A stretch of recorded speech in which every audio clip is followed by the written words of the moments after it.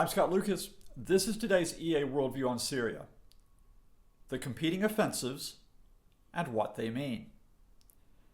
I'd like to tell you the story of two offensives, one by the regime, one by insurgents. One which has gotten a lot of headlines, one which is not. In telling these stories, I'd like to find a lesson. That the patchwork conflict in Syria, one in which there is no immediate victory, one in which each side can claim advances while also facing defeats, continues. First, the regime's Kalamoon offensive. Over the period of the last 6 months, the regime has been pursuing an effort to take as much territory as possible between Damascus and the Lebanese border.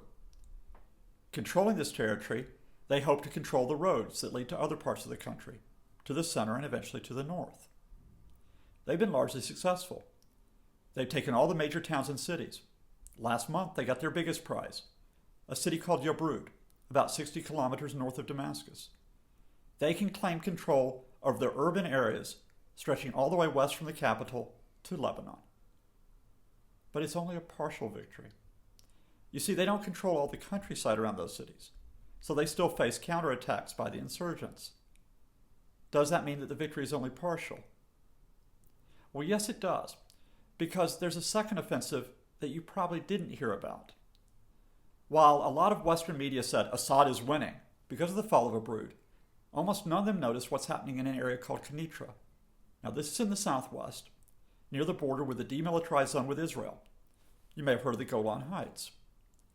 In this area, insurgents have been making steady advances over the last couple of months, taking villages, taking territory, effectively establishing a zone which protects them from the regime, but also means that they can threaten Assad's forces. They can take Kenitra, and then, in the south of Syria, they can move on a place called Daraa, which was the home of the revolution, where the first protests started in 2011.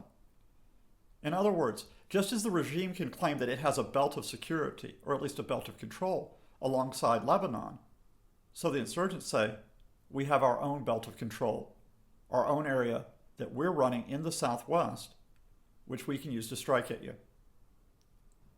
Two competing offensives, which don't exactly cancel each other out, but show that each side has both its advances, but also that it can't claim to be winning.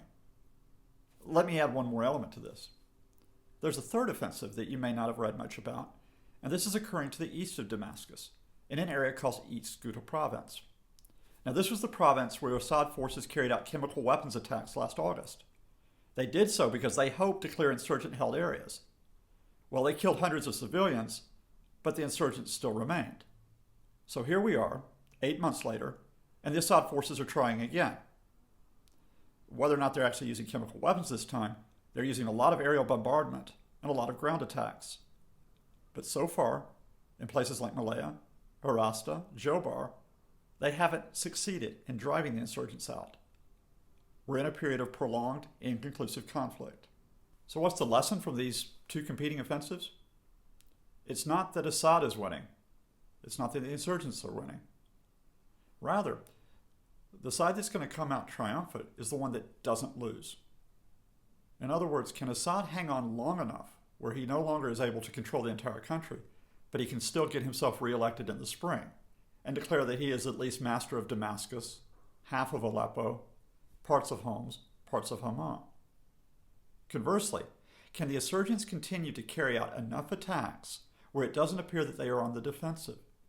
Can they actually continue to advance, as they have done, near Aleppo in recent weeks? The side that continues to exert, basically, staying power may not be able to raise a flag and declare victory, but it's the one in the long run that it can at least claim some show of legitimacy for a conflict that is now extended more than 3 years. I'm Scott Lucas, and this has been today's EAWorldView on Syria.